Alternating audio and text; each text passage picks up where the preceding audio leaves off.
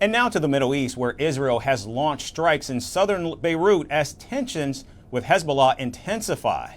This latest offensive comes as Prime Minister Benjamin Netanyahu has rejected calls for a ceasefire in Lebanon unless it includes the creation of a buffer zone along Israel's border to prevent Hezbollah from regrouping and rearming. Speaking to French President Emmanuel Macron, Netanyahu emphasized that Israel will in fact continue fighting until this condition is met. Hezbollah is hiding its casualties and doesn't say, and on the other side, it imagines casualties on our side. There is a gap which shows that the group is in a difficult situation. We must continue to widen this gap and continue to do so to protect our people and harm their operatives. Above all, we need to understand that Hezbollah is in trouble, and there is a need to make it bigger, and there is a need to press harder.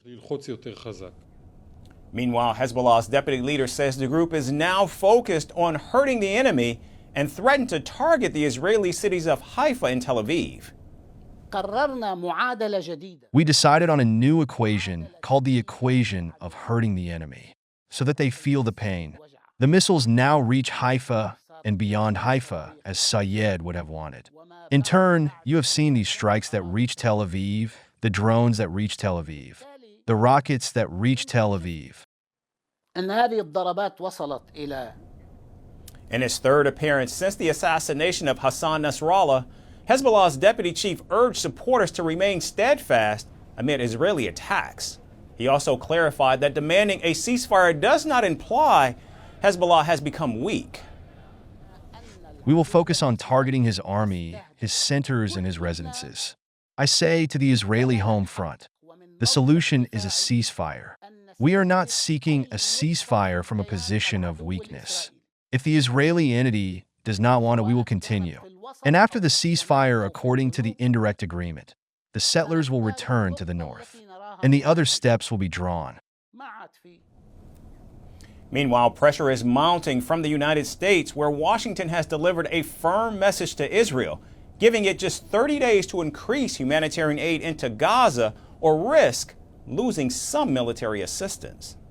What we have seen over the past few months is that the level of humanitarian assistance has not been sustained. In fact, it has fallen by over 50% from where it was at its peak. So the Secretary, along with Secretary Austin, thought it was appropriate to make clear to the government of Israel that there are changes that they need to make again to see that the level of assistance making it into Gaza comes back up from the very, very low levels that it is at today.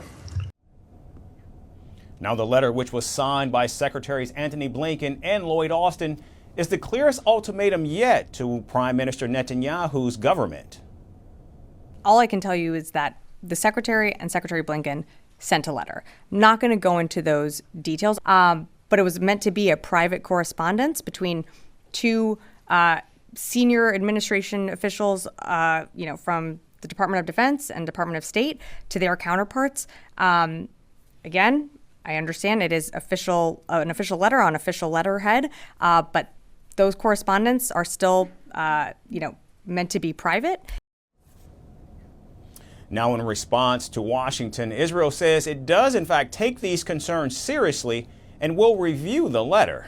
The next 30 days will reveal how the humanitarian situation and Israel's military operations in the region will unfold. Firstpost decodes the U.S. election, explains how America chooses its president,